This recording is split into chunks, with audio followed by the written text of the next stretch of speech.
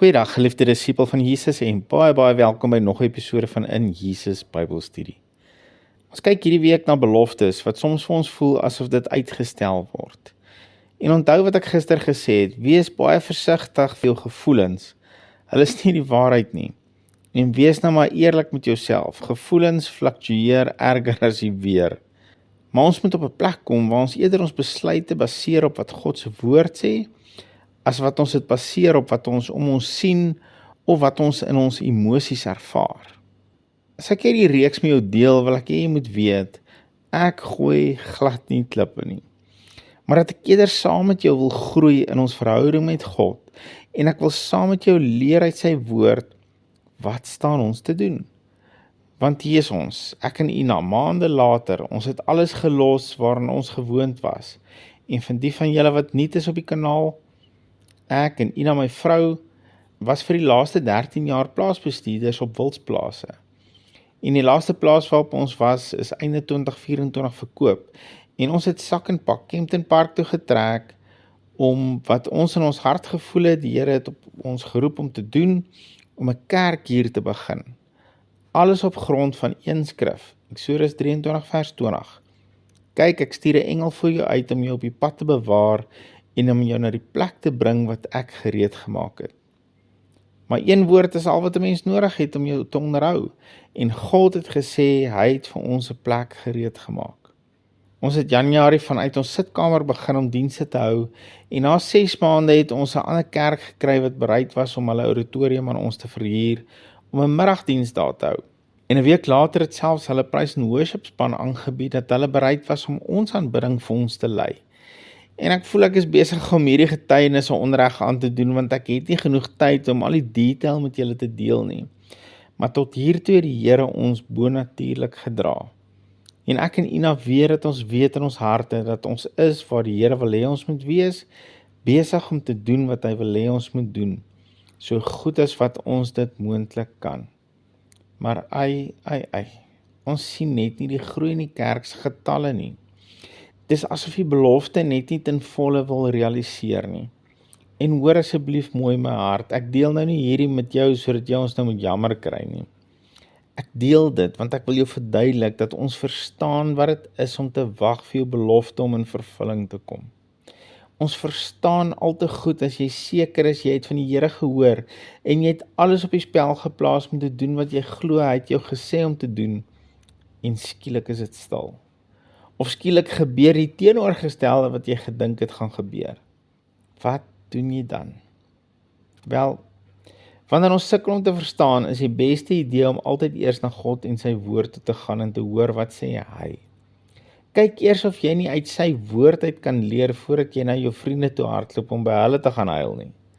Want as hulle nie volwasse genoeg is nie, gaan hulle net saam met jou huil en jou help om God en alles om jou te blameer en moontlik keer dat jy die regte antwoord vanaf God kry. Joyce Meyer het altyd 'n ding gehad wat sy jare terug gereeld gesê het, before you run to the phone, rather run to the throne. So voordat jy foon toe hardloop eers troon toe. In Eksodus 32 kry ons die Israeliete aan die voet van die berg Sinai. Moses is al 40 dae bo op die berg, waar hy van die Here af die instruksies van die wet en die tabernakel kry. So Moses is besig met ernstige dinge saam met God. Maar kyk hoe ervaar die Israeliete dit. In vers 1 staan daar, toe die volk sien dat Moses vertoef om van die berg af te kom. Vir die volk voel dit asof Moses vertoef, asof hy onnodig lank wegbly. En in plaas daarvan om by Aaron te hoor, wat staan hulle nou te doen, het hulle sommer klaar besluit wat hulle gaan doen. Jy sien, ongeduld keer dat ons God raadpleeg. Ons besluit sommer namens hom. En die volk kom toe na Aaron toe en sê vir hom, kom, maak vir ons gode wat voor ons uittrek. Want hierdie Moses, die man wat ons uit Egipte land laat optrek het, ons weet nie wat van hom geword het nie. En vers 2 is vir my verstommend, want Aaron probeer hulle nie eers keer nie. Maar so asof hy met hulle saamstem, sê hy vir hulle om hulle goue oorbelle te bring. Kan jy sien hoekom dit so krities is, dat as jy met iemand gaan praat oor jou dilemma, dat jy dit doen met iemand wat sy hart in pas is met God se, en nie iemand wat met jou gaan saamstem, net om die vrede te bewaar, en net om te lyk soos 'n goeie vriend nie. 'n Vriend wat net vir jou gaan sê wat jy wil hoor, in jou wagtyd op God se belofte, is nie jou vriend nie. Aaron was nie op hierdie stadium besig om vir hulle 'n vriend te wees, deur bloot in te stem, en saam te stem met wat hulle hom vra om te doen nie. En dan kom vers 4. En hy het dit uit hulle hand geneem en dit met buitel bewerk en daar 'n gegote kalf van gemaak. En hoor wat sê hulle nou. Dit is jou gode, o Israel, wat jou uit Egipte land laat optrek het. In vers 1 het Israel daarom nog erken dat Moses hulle uit Egipte gelei het. Maar nou skielik het die goue kalf hulle uit Egipte uitgelei. Never mind Moses of God nie. Hoe bedrieg kan jy wees? Maar wat het werklik hier gebeur? In Moses wat vertoef het op die berg, het iets tevoorskyn gekom vanuit Israel se hart, wat hulle dalk selfs nie eens geweet het, is nog daar binne nie. Afgodediens. Hulle was so lank in Egipte en het so die mekaar geraak met hulle gewoontes en gebruike, dat dit deel geword het van hulle manier van dink en doen. En met die eerste bietjie weerstand en tyd waarin hulle moet vasstaan en geloof, dat God is God is, toe knak hulle eerder en hardloop terug na die gebruike van Egipte, die gebruike van hulle ou lewe, en hulle dink dit gaan hulle beloofde land toe vat. Wat wil ek jou hierin laat sien? Dat Israel 'n massive fout gemaak het, verseker ja, maar ons moet iets hier leer, want ons moenie dink ons sal nooit doen wat Israel gedoen het nie. Pas op, daai is 'n groot aanname om te maak, totdat jy voel jy's in die woestyn en dinge gebeur nie soos jy gedink het hulle moes nie, of dit vat nou langer as wat jy gedink het dit moet vat, en jy begin voel dat God vertoef. Dan begin jy jou eie planne maak, en is moontlik planne wat jy in die verlede sou gemaak het toe jy nog in die wêreld was, en wat selfs vir jou vriende lyk soos goeie planne, maar is nie van God af nie. Ons kan duidelik hier sien dat daar iets in Israel se harte was, wat hulle dalk nie eens geweet het is nog daar nie, maar wat gou uitgekom het met die eerste bietjie druk van tyd. En God kon nie dat hulle met daai afgodediens in hulle harte in die beloofde land ingaan nie. So wat staan ons nou te doen as ons dinge in ons hart sien na vore kom, wat ons nie eens gedink het is daar nie? En wanneer ons dit teen die woord meet, dan weet ons, hierdie is nie God se plan nie.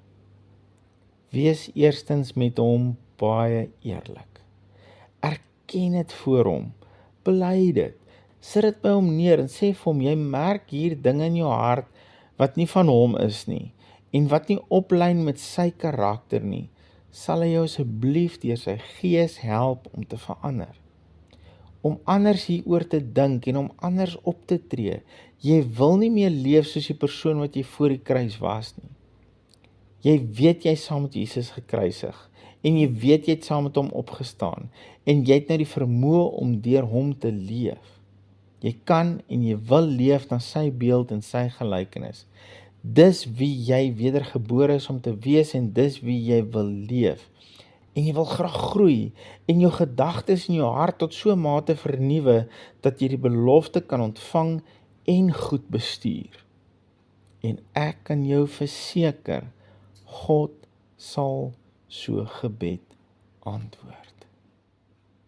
Here Jesus, ek wil vandag saam met iemand bid, wat weet dat hy 'n belofte van U ontvang het, van 'n beloofde land, van iets wat net U kan gee, maar het nou al soveel tyd verby gegaan, en hy of sy sien niks van dit manifesteer nie, en dan begin dinge in hulle hart opkom, wat hulle weet, hierdie is nie U plan nie.